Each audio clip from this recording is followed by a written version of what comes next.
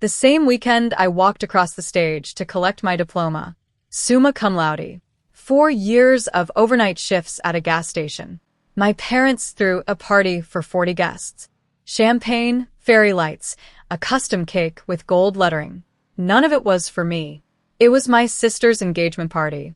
My chair in the auditorium stayed empty. And my mother's only text that night was, "Sorry, honey. Kendra needed us more." You understand. 7 years later, my mother saw my penthouse on Instagram, and suddenly I was darling again. What she didn't know was that I'd been waiting, not for revenge, but for the truth to finally have a room big enough to stand in. When I showed up to that family dinner, I brought a manila envelope. What was inside changed everything, but not the way my mother planned. Before I go on, if this story resonates with you, hit like and subscribe, but only if you genuinely connect with it. Drop your city and local time in the comments. I'm Bryn. I'm 29 and I live in Raleigh, North Carolina. Now, let me take you back 7 years to the day an empty chair in the front row told me everything I needed to know. I grew up in Certain, Georgia, the kind of town where everyone knows your last name before your first. The Myers family lived in a yellow ranch house on Pannon Lane. 4 bedrooms, 1 bathroom, and a refrigerator covered in Kendra's face. Kendra is 3 years older than me. Prom queen, homecoming court, captain of the dance team. Every Friday, our mother, Donna, would post a new photo album on Facebook. My beautiful girl at the fall formal, my star shining bright. You'd think she only had 1 daughter. I wasn't invisible. I was just convenient. I worked the 11 to 7 shift at the Shell station on Route 9, so I wouldn't need to ask for textbook money. I carried a 4.0 through all 4 years of high school. When I got the letter from NC State, full academic scholarship, I ran into the kitchen waving it like a flag. My mother glanced up from her phone. "That's nice, honey. Can you tell Kendra dinner's ready?" I taped my honor roll certificate on the refrigerator that night, right next to Kendra's senior portrait. By morning, it was gone. I found it in the recycling bin under a cereal box. When I asked my mother about it, she didn't even look up. It cluttered the fridge bin. There wasn't room. There were 11 photos of Kendra on that refrigerator. 11, I counted. My father Gerald was a mechanic at Dillard's Auto Shop. Good hands, quiet mouth. He loved us both. I believe that. But he loved peace more. And in our house, peace meant agreeing with Donna. I didn't know it then, but that refrigerator was a scale model of everything that would come after. May 2019, NC State commencement. The arena held 4,000 people, and I could hear every single one of them. Families screaming names, air horns, someone's grandmother blowing a whistle. The noise was enormous. And in the middle of it, row 7, seats 4 and 5 empty. I'd sent the invitation 2 months early, reminded my mother 3 times. The last time, she squeezed my hand over FaceTime and said, "We'll be there, of course." Wouldn't miss it. They missed it. I walked across that stage in a blue gown with a gold cord. Summa cum laude. The dean shook my hand and said, "Outwork, Miss Myers." I smiled. I looked at row 7. Nothing. Afterward, families swarmed the lawn. Girls my age buried in hugs. Fathers lifting diplomas over their heads for photos. I stood by the exit holding mine in both hands like a tray. My phone buzzed. 1 text from Donna. "Sorry, honey. Kendra needed us more. The engagement party was today, and you know how she gets. You understand, right?" I read it twice. Then I walked to the parking lot, sat in my Civic, and placed the diploma in the trunk next to my laundry bag. I didn't cry. Crying would have meant I was surprised, and I wasn't. Not really. I sat there for 20 minutes. The lot emptied. I didn't know where to drive. What I also didn't know, not for another 7 years, was that my father had been in that arena. He'd been sitting in the back row 10 minutes before my name was called, but I'll get to that. 1 week later, I drove the 4 hours back to Coupern, walked through the front door, and found the living room still decorated. Silver balloons sagging in the corner, a half-eaten sheet cake on the counter that read Kendra and Travis Forever in pink frosting. My graduation had been 7 days ago. The confetti for my sister's engagement party was still on the floor. "Mom, why didn't you come?" Donna was folding napkins at the kitchen table. She didn't look up. Bin, don't make this about you again. Kendra's engagement was a once-in-a-lifetime thing. So was my graduation.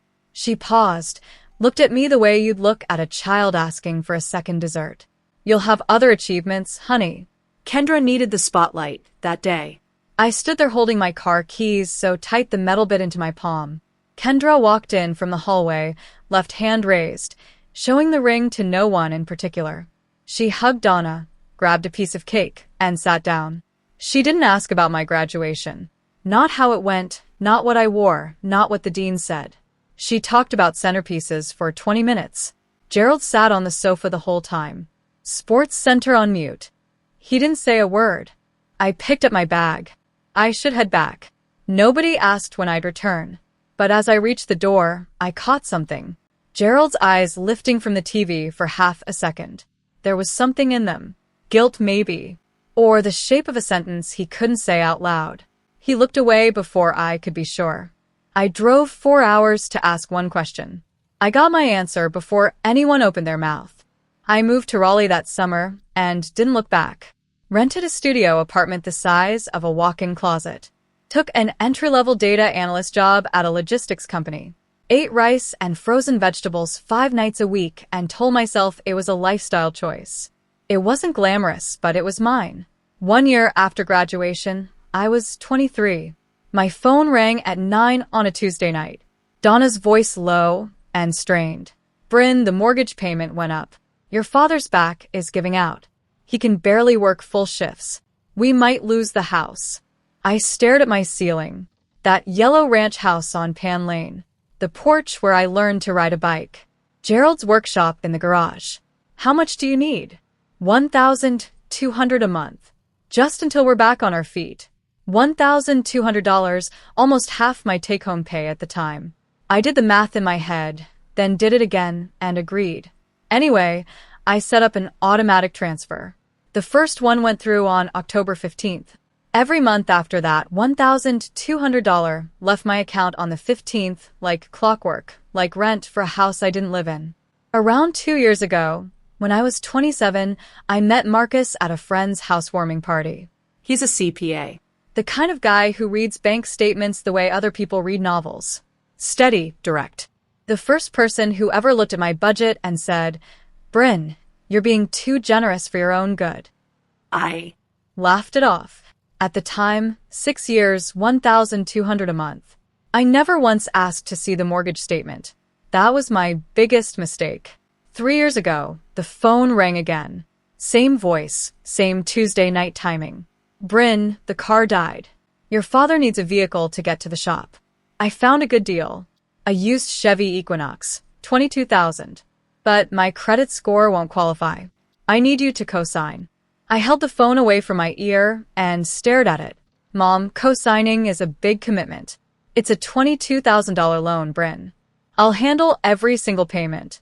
Don't you trust your own mother? I thought about Gerald limping to the bus stop. I thought about the garage where he taught me how to change a tire when I was 12. I signed the papers the following week. For the first 2 years, Donna paid on time. Never missed a due date. I almost forgot the loan existed. Then 6 months ago, I got a notice from the bank. Late payment, 14 days overdue. I texted Donna. Mom, the car payment was late. Is everything okay? Just a hiccup, honey. Don't worry about it. 2 months later, another notice. 19 days late. Mom, this is affecting my credit. Bryn, I said I'll handle it.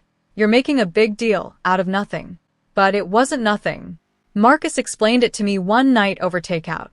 Every late payment hits your credit report. If your score drops below the threshold, it could trigger a review on your mortgage. My mortgage? The one on the penthouse I just closed on 6 months earlier. The biggest purchase of my life. Donna had my signature on a loan, and she was starting to use it like a leash. I sat at my kitchen counter one night and did what I do best. I ran the numbers. 72 monthly transfers at $1,200. That's $86,400 sent to my parents over 6 years for a mortgage. Then there was the cosign. $22,000 with my name on it and a payment schedule that was starting to slip.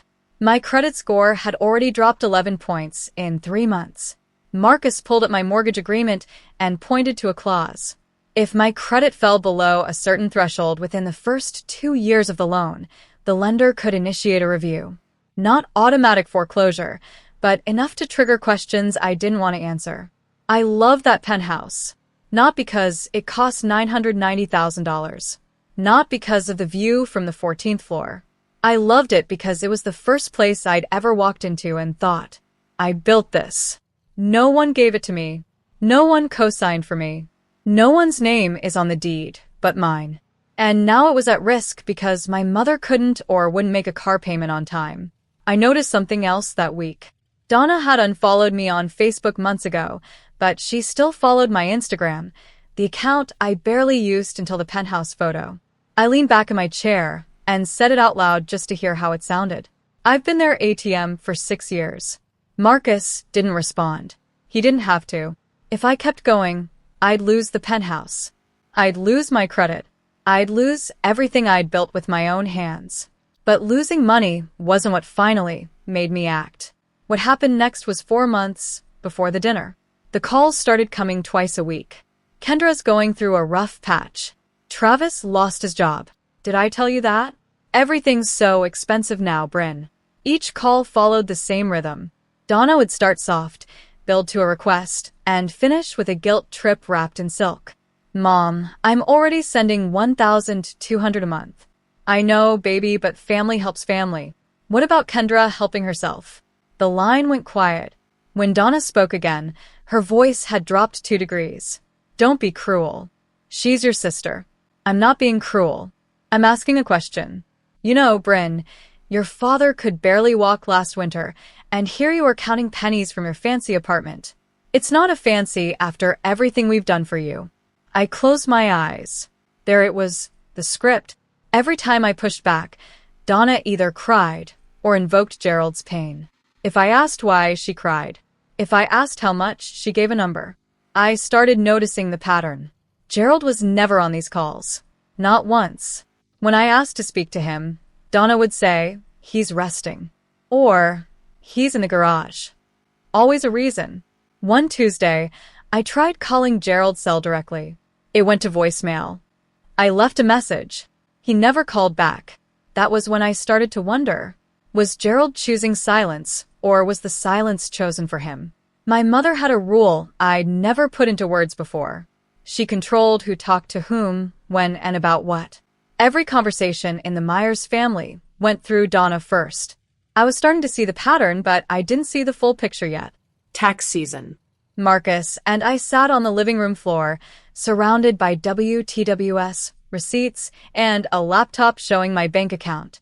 He scrolled through the transfers and frowned. Why are you still sending $1,200 a month to your parents? Mortgage help. You know that, right?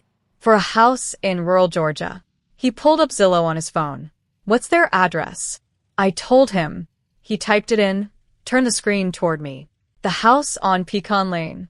Estimated value, $185,000. Built 1996. Last sold 1998. Marcus leaned forward. A house like that bought in the late 90s in Cooperton, Georgia. What do you think the original mortgage was? I don't know. Maybe $120,000 on a 30-year fixed. The payment would have been under $800 a month. And that's before they've paid it down for 20-plus years. He set the phone on the coffee table. Bryn, you're sending more than their likely payment. I stared at the screen. The little yellow house, the porch, the mailbox Gerald repainted every spring. There's a chance, Marcus said carefully, that the house is already paid off. I didn't answer. Something was shifting inside my chest. Not anger yet, but the shape of it, like seeing a crack in a wall you'd always assumed was solid. I'm not telling you what to think, Marcus said. I'm telling you what the numbers say. That night, I couldn't sleep. I lay in bed doing arithmetic. 25 years of payments on a $120,000 mortgage. Even without extra payments, the math was tight. Where was my money going? I called Donna on a Wednesday midday. I wanted her alert, not tired. Mom, I have a quick question. Sure, honey. What's the exact mortgage balance on the house? Silence. 3 full seconds. Why are you asking? I just want to know where my money's going. Her voice changed. Not loud. Donna never yelled. She cooled like someone opening a window in January.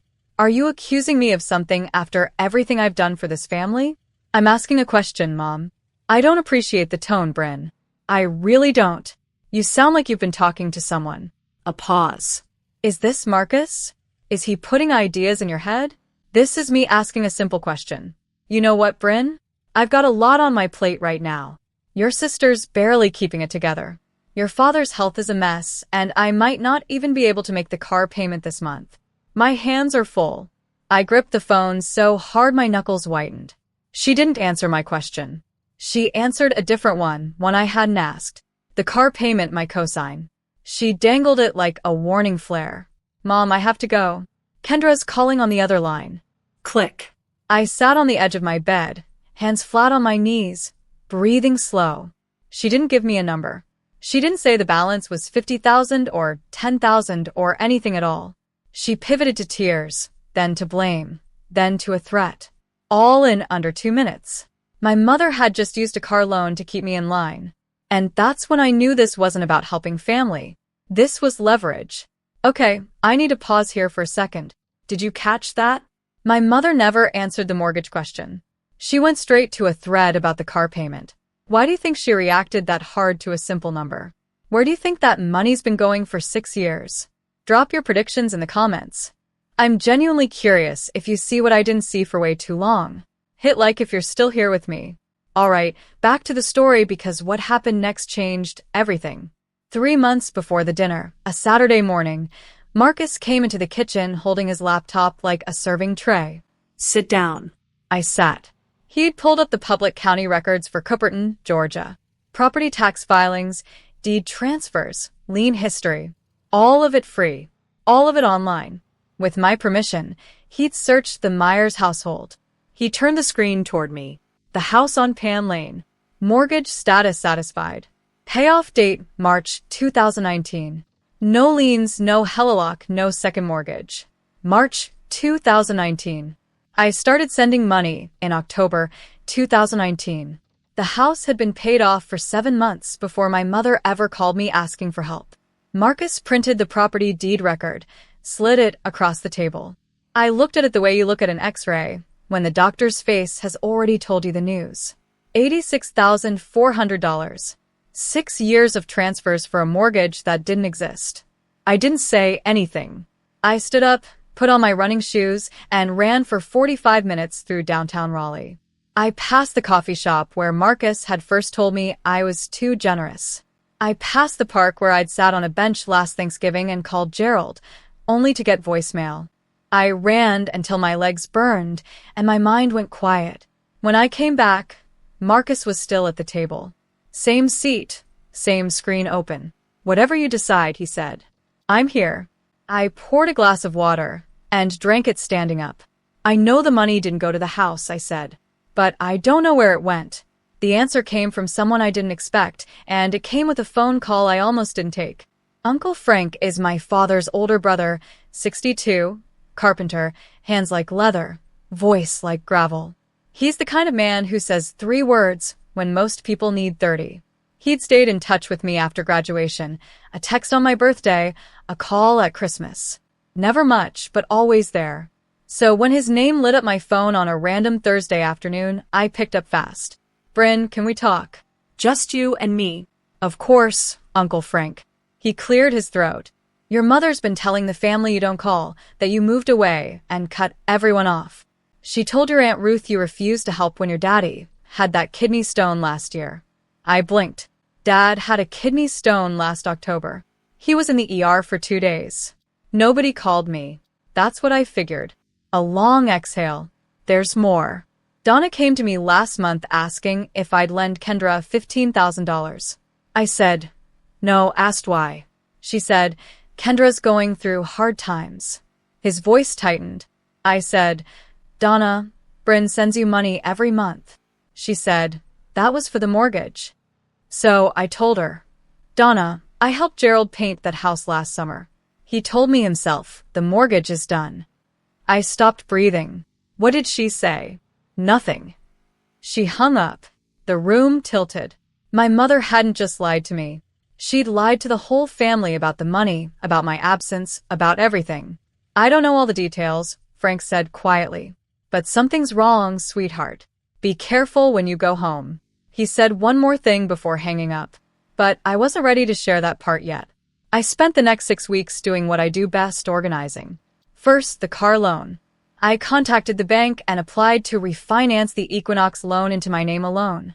My credit score, despite the late payments, was still strong enough to qualify solo. The refinance removed Donna as co-borrower. She'd still have the car, but the loan was mine now.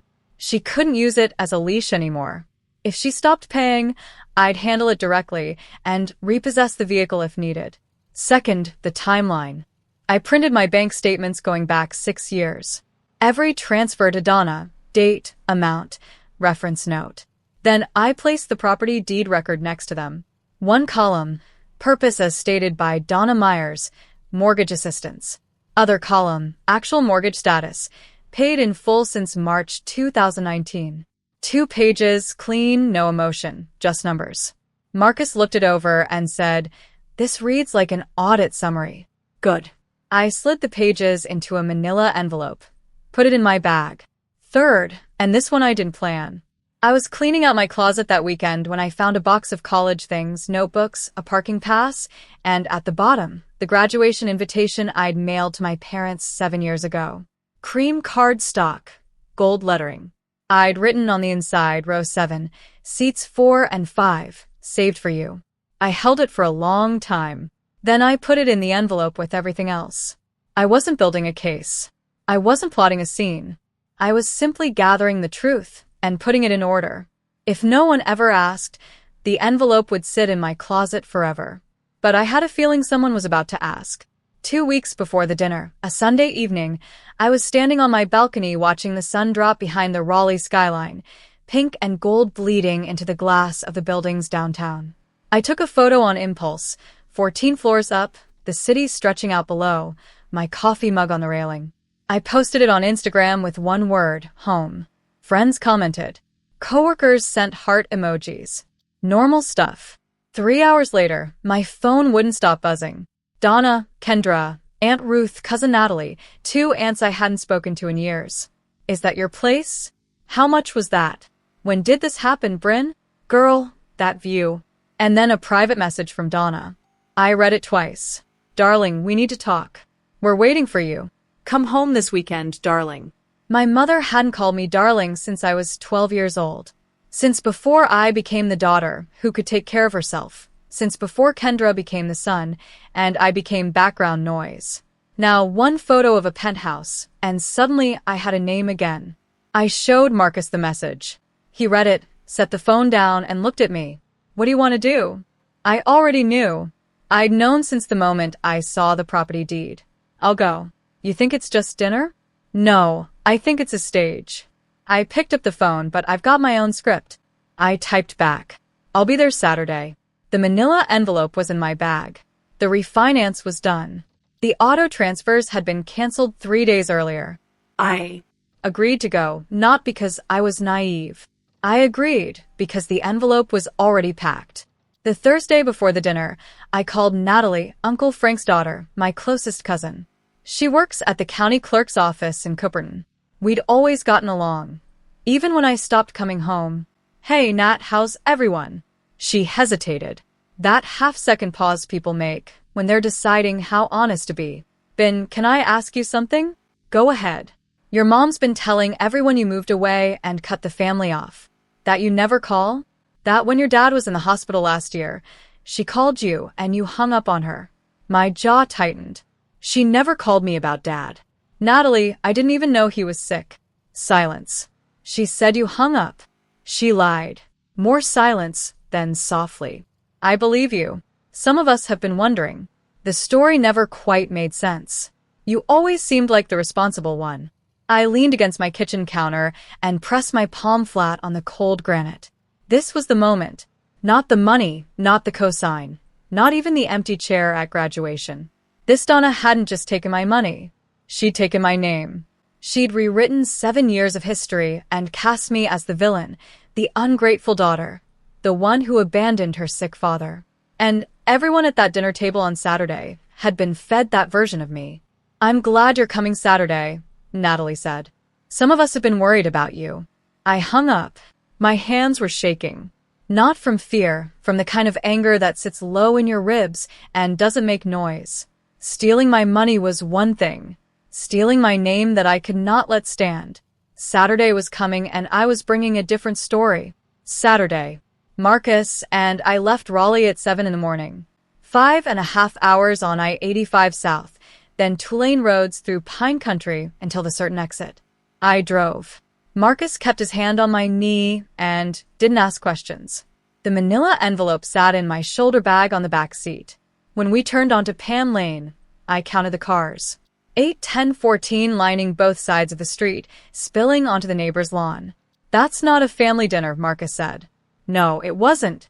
I parked at the end of the block. Through the front window, I could see the living room packed. I recognized Aunt Ruth's silver hair, Uncle Dennis's truck in the driveway, Natalie's blue Camry, neighbors, people from church, at least 20 people inside. I looked at Marcus. He looked back. "They set a stage," he said. I grabbed my bag, felt the weight of the envelope through the leather, and stepped out of the car. The front door swung open before I reached the porch. Donna rushed out, arms wide, tears already glistening. "My baby's home, everyone. Bryn is here." She wrapped me in a hug that smelled like Estee Lauder and butter rolls. Behind her, people clapped. Actually clapped like I'd returned from war. Inside, a long dining table pulled from the kitchen into the living room. Casserole dishes, sweet tea and mason jars, and a handmade banner taped above the fireplace in green and gold letters. "Family first." Gerald stood in the corner of the kitchen drying a glass. He didn't look at me. Kendra sat at the far end of the table beside Travis. She smiled. It didn't reach her eyes. I sat down, bag on my lap. Dinner was loud and warm and felt almost real. Aunt Ruth passed cornbread. Uncle Dennis told a fishing story. Natalie caught my eye from across the table and gave a small nod. I barely ate. Then, between the cobbler and the coffee, Donna stood up. She tapped her glass with a fork. The room hushed. "I want to say something." She smiled at me the way a host smiles at a guest of honor.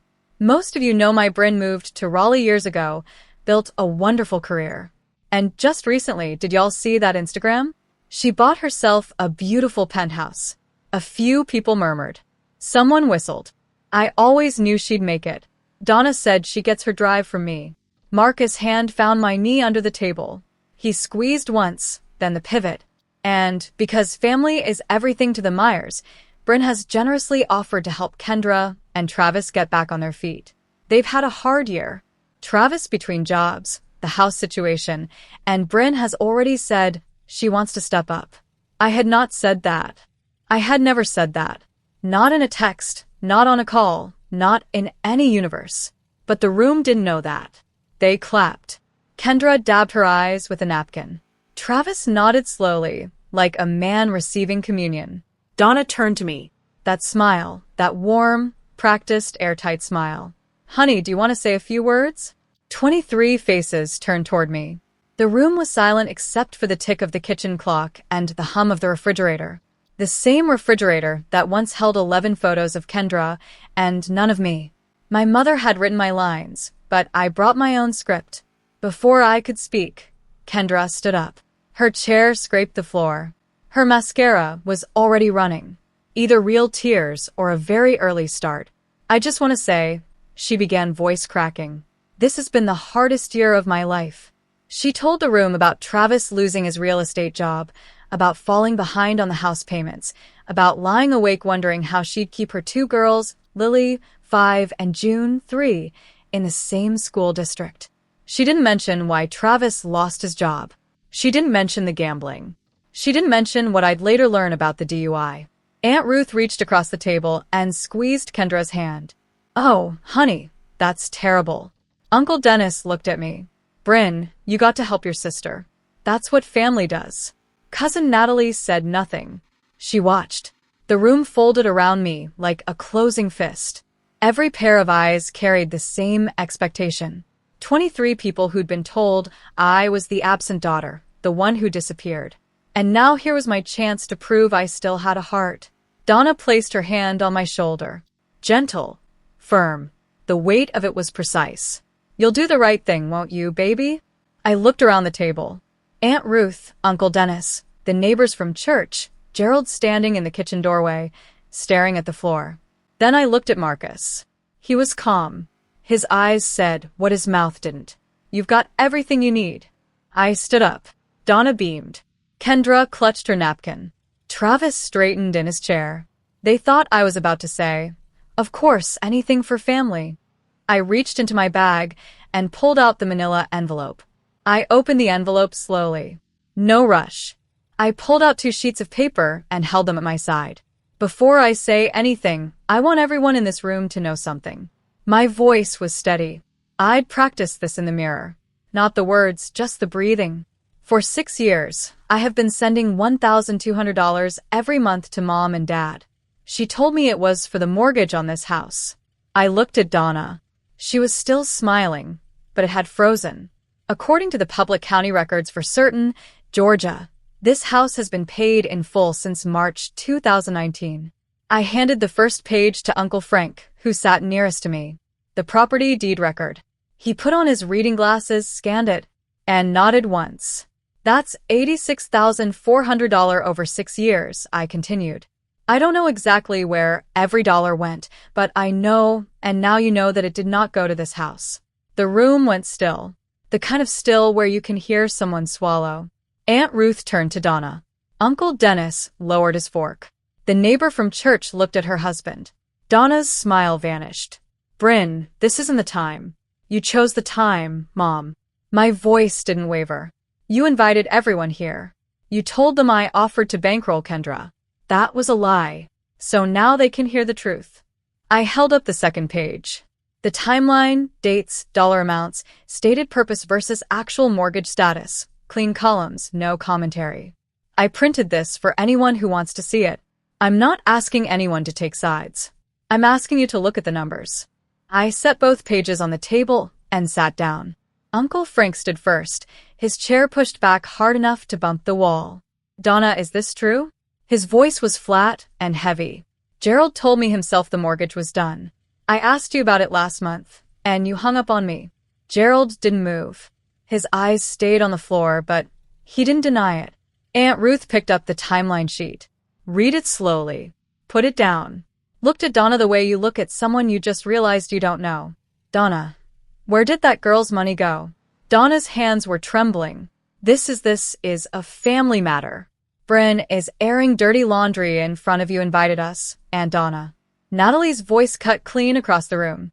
You invited us here to watch her say yes. You don't get to call it dirty laundry when she says no. 2 of the church neighbors exchanged a glance and quietly picked up their coats. Donna turned to Kendra, looking for support, a lifeline, anything. Kendra wouldn't meet her eyes.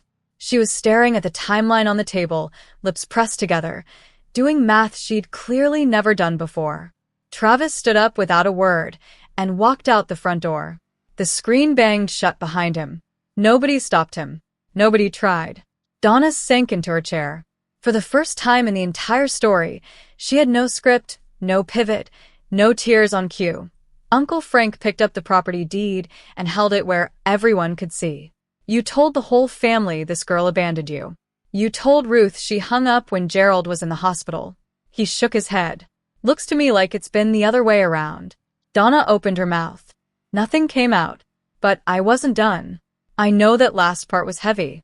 Honestly, standing in that living room, my hands were ice cold, but I wasn't shaking from fear. It was relief. For the first time in 7 years, the truth was in the room, and it wasn't just mine to carry. Here's my question for you. If you were in my shoes at that moment, would you let Uncle Frank keep going, or would you stop here and walk out? I'd love to hear what you'd do. Drop it in the comments and hit subscribe if you want to see how this ends, because even I didn't expect what came next. I reached into my bag one more time and pulled out a folded index card. Not a speech. 5 sentences I'd written at my kitchen counter the night before with Marcus reading over my shoulder. I unfolded it and read. Starting today, the monthly transfers stop. They've already been canceled. Donna flinched. I've refinanced the car loan into my name only. Mom, your name is no longer on the title. The payments are my responsibility now. Donna's mouth opened and closed. The leash she'd been holding gone. I will not be funding anyone's lifestyle while being called the daughter who abandoned her family. The room was so quiet I could hear the ice settling in someone's sweet tea. If Kendra needs help, I'd suggest she look into the same options I used. Scholarships, part-time jobs, and a budget. I looked up from the card. I looked at Donna, at Gerald, at Kendra, at the banner that said family first. I love this family, but love doesn't mean I have to set myself on fire to keep someone else warm. I folded the card, put it back in my pocket. Aunt Ruth nodded. Natalie wiped her eyes. Uncle Dennis, who 20 minutes ago had told me to help my sister, stared at his hands. Nobody argued. Nobody said I was wrong. And for the first time in my life, nobody told me I was making it about myself. Donna looked at Gerald. Gerald looked at the floor. Then he did something he hadn't done all evening. He looked up, not at Donna, at me. But I wasn't done yet because Uncle Frank cleared his throat. There's something else, he said. And the room held its breath. Uncle Frank stood in the middle of the room with his hands in his pockets, looking at Gerald the way a brother looks at a brother he's about to stop protecting. 7 years ago, Frank said, your daddy drove to your graduation. I stopped breathing. I know because I lent him my truck. His car wouldn't start that morning, and he came to my house at 6 a.m. asking for the keys.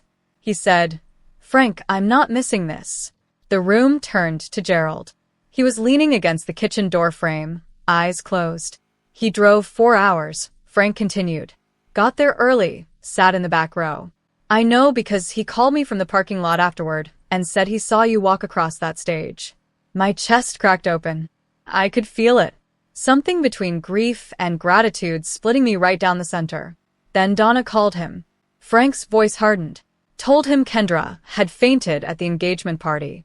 Told him to come back immediately. He left. Frank looked at Donna. I found out 2 weeks later.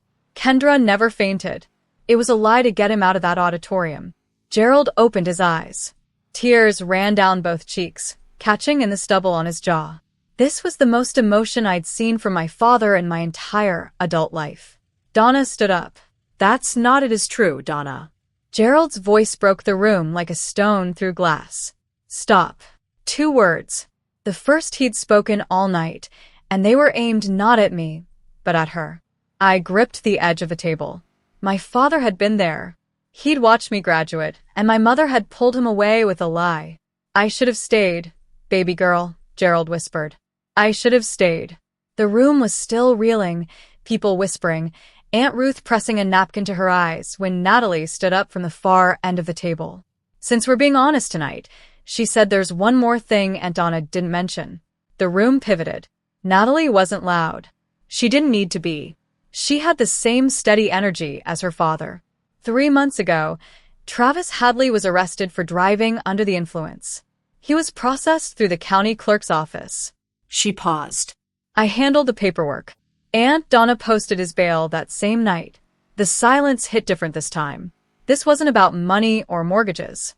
This was about trust. Kendra turned to Donna, her face drained white. What? Travis had come back inside and was standing near the door. He went red from the collar up. Kendra stood. You were arrested 3 months ago. Travis said nothing. Kendra spun toward Donna. You knew you bailed him out and didn't tell me. Donna raised both hands. I was protecting this family. No, Donna. Uncle Frank's voice was granite. You were protecting an image. There's a difference. Donna collapsed back into her chair. The banner above her head, Family First, hung there like a caption. No one believed anymore. For the first time in my memory, my mother didn't have a rebuttal. No tears, no deflection, no, after everything I've done. Just silence and a tablecloth she kept smoothing with both hands over and over like she could press the wrinkles out of the evening. I looked around that room at the faces of people who had until 15 minutes ago believed I was the problem. Now they were looking at Donna, and she had nowhere left to turn. Things moved quickly after that. Uncle Frank put his hand on Gerald's shoulder. Come on, brother. Let's go get a coffee. Gerald hesitated, looked at Donna, then looked at me. Then he did something I'd never seen him do in 30 years of marriage. He chose someone other than Donna. He picked up his jacket and walked out the front door with Frank. The screen door closed softly behind them. No slam, just a click, but it echoed. Aunt Ruth came over and held both my hands. We didn't know, sweetheart. I'm so sorry if I'd had any idea. Uncle Dennis stood behind her, arms crossed, shaking his head. Donna told us you'd gone cold. I should have called you myself. Natalie hugged me at the door. You did the right thing. I know it doesn't feel like it right now. It didn't, and it did both at the same time. Kendra hadn't moved from her chair.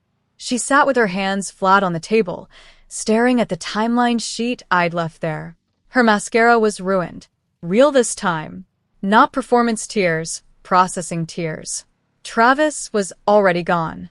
His truck pulled out of the driveway while Aunt Ruth was still talking. 3 church neighbors slipped out without a word.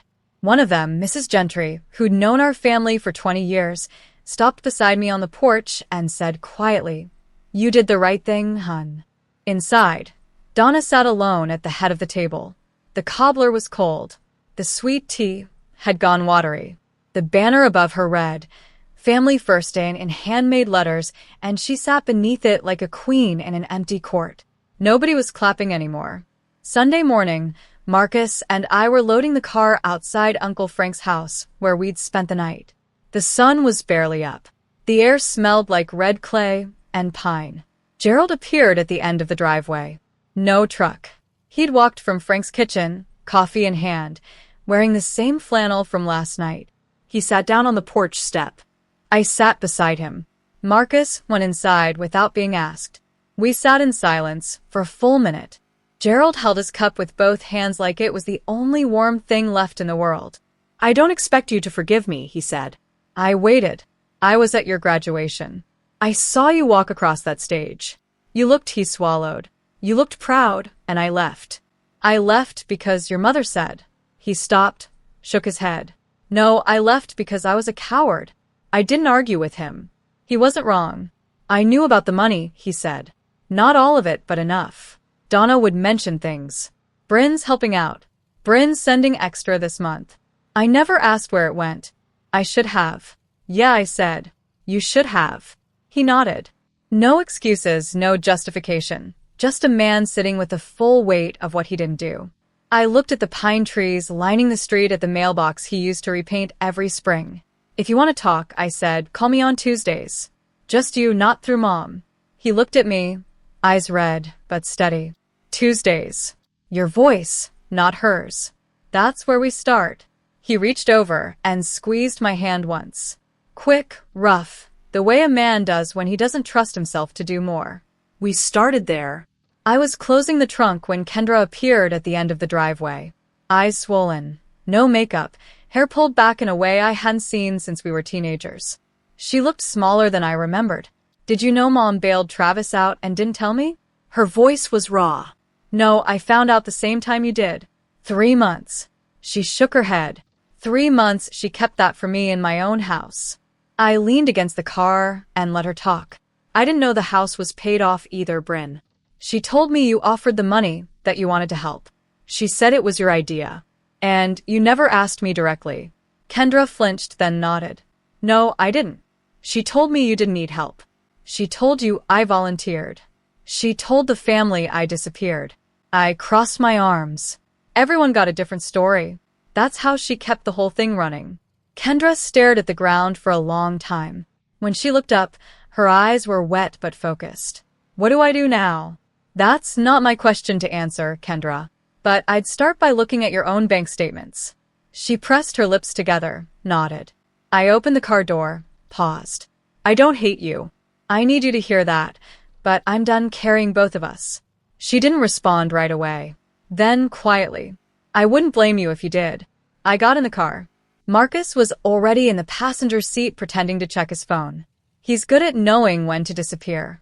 I pulled out of the driveway. In the rear view mirror, Kendra was still standing there, arms wrapped around herself, watching me go. 2 weeks after the dinner, here's what changed. Donna deleted the family first banner photo from Facebook. Then she deleted her entire profile picture. For the first time in a decade, her page went dark. No posts, no albums, no carefully curated image of the perfect Southern family. Gerald called me on a Tuesday. 8 minutes, mostly silence. He talked about a carburetor he rebuilt at the shop. I told him about a project at work. We didn't mention Donna. We didn't need to. The call itself was the point. The following Tuesday, he called again. 12 minutes. He asked about Marcus. Kendra texted me 3 weeks later. I filed for divorce. No explanation needed. I'd later learned she found credit card statements Travis had hidden. Online gambling losses totaling $47,000. The DUI was just the piece that broke through. Uncle Frank organized what he called a real family dinner. No banners, no speeches, just Frank, Gerald, Natalie, Aunt Ruth, and me on a video call. We ate and talked, and nobody performed. Donna texted me 3 times. I didn't block her, but I didn't respond. Her last message read, "I did what I thought was best for this family." I read it sitting on my balcony, Raleigh stretching out below me. Marcus brought coffee and sat in the other chair. "You going to reply?" When she's ready to acknowledge, not explain. He nodded. 14 floors up, the city hummed. My mortgage was safe. My credit was climbing back.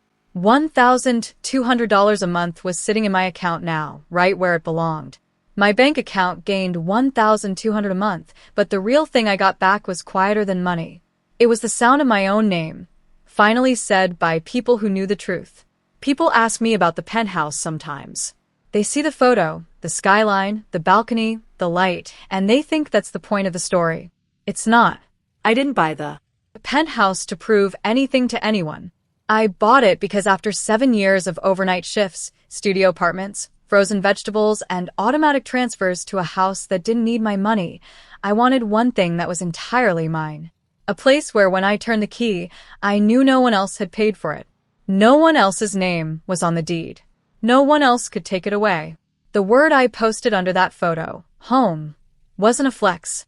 It was the first time I'd used that word and meant it. Home wasn't Pan Lane anymore. Home was a place I'd built myself brick by brick, paycheck by paycheck, while my family looked the other way. Last week, I was unpacking the last box from my closet. At the bottom, under a tangle of old chargers and college notebooks, I found the graduation invitation again, the cream cardstock, the gold lettering, and my handwriting on the inside. Row 7, seats 4 and 5, saved for you. I stood in the living room holding it. 14 floors of city light coming through the windows, and I realized I wasn't sad anymore. I wasn't angry. I was just done carrying it. I put the invitation on the bookshelf next to a photo of Marcus and me at a friend's wedding and a postcard from Uncle Frank. Not to remember the pain, to remember the distance I'd traveled. The penthouse is 14 floors up, but the journey that got me here started in a parking lot where I stood alone with a diploma and nowhere to go. So, where does everything stand now? Gerald and I talk on Tuesdays. The calls are getting longer, 15 minutes last week. He told me he's been going to the diner on Main Street by himself, which might not sound like much, but for a man who spent 30 years orbiting Donna's schedule, it's a revolution. He's not perfect. He spent 7 years watching and saying nothing, but he's trying, and trying counts. As long as it's consistent. Kendra reached out a month after the dinner. One text. "I started therapy." I wrote back. "That's good." Short, not cold, just honest. I'm not ready to rebuild with Kendra yet. She accepted the money for years and never once asked where it came from. She's not the villain of this story, but she's not innocent either. We'll see. The door's not locked, but it's not open wide. Marcus and I are solid. He doesn't bring up the dinner unless I do. Some nights we sit on the balcony and say nothing. Those are my favorite evenings. And Donna, she hasn't reached out in a way that feels real. Her texts are still wrapped in justification. I was trying to keep this family together. You don't know the pressure I was under. None of it starts with "I was wrong." I'm not waiting for a perfect apology. I know she may never give one, but the minimum is acknowledgement, not explanation, not deflection, not repackaging, just "I lied, and it hurt you." Until that happens, the door stays where it is. Boundaries don't require the other person's approval. They only require yours. I learned that at 29, sitting in a living room full of people who finally heard the truth. Better late than empty. I'm not telling you this story so you'll hate my mother. I'm telling you because somewhere out there, someone is listening to this in their car or on their headphones or lying in bed at midnight, and they're sending money every month to someone who promised it was for one thing, but it's going somewhere else. They're getting calls that start with family, helps family, and end with guilt. They're being told they're selfish for asking where their own paycheck goes. If that's you, here's what I want you to know. You are enough. You've always been enough. The person who can't see it, that's their blindness, not your failure. Loving your family doesn't mean you have to let them consume you. You can love someone and still say no more. Those two things don't cancel each other out. They never did. And if the day comes when you draw a line and they call you ungrateful or selfish or cold, remember this. Selfish people rarely lose sleep worrying about being selfish. The fact that it keeps you up at night is proof you're not what they say. I used to think strength meant enduring, taking the hit, and standing back up. And sure, there's a kind of strength in that. But there's another kind. The kind where you stop stepping into the ring altogether. That's where I am now. Not fighting, not running, just standing in a home I built with my own name on the door, drinking coffee on a balcony 14 floors above a city that doesn't know my story. The empty chair at my graduation used to be the saddest thing I owned. Now it's just a chapter. And the chapter has a different ending than the one my mother wrote for me. 7 years ago, my mother texted me, "You understand, right?" For a long time, I thought I did. I thought meant accepting, absorbing, making room for other people's choices, and calling it grace. I don't think that anymore. Today, if she asked again, I'd say, "Yes, Mom. I understand now. I understand that I deserved better. And I finally gave it to myself." My diploma hangs in my home office now, next to a photo of Marcus and me at his sister's cookout, a framed postcard from Uncle Frank that says, "Proud of you, kid," in his carpenter's handwriting. And my first marathon finisher's medal. Raleigh Half Marathon 2 years ago. I cried at the finish line. Not because it hurt, because nobody had to carry me. On Tuesday nights, my phone rings. Gerald's name. I always pick up. Last week, he said, "I told my buddy at the shop about your penthouse." He said, "Your girl did all that on her own." And I said, "Yeah, she did." I pressed my lips together so he wouldn't hear me smile. That's enough for now. It's not a fairy tale. It's not a full reconciliation. Some things don't come back all the way, and I've made peace with that. But I'll tell you what I have. I have a home. I have a man who reads bank statements for fun and never once told me how to feel. I have a father who's learning to call. I have a bookshelf with a 7-year-old invitation on it and a view of the city I chose for myself. And I have my name back, not the one Donna gave the family, the real one, the one I earned. If this story resonated with you, I'm glad. If you just listen for the drama, that's fine, too. Either way, thank you for staying. Thank you for staying until the end. That means something to me. If you've ever had to set a boundary with someone you love, even when it cost you, I'd love to hear your story in the comments. I read every single one. Hit like if this one made you think. And if you want more, there's another story waiting for you in the description below. Same kind of family drama, but the twist. You won't see it coming. I didn't either. Take care of yourselves. And remember, your name belongs to you. Nobody else gets to rewrite it.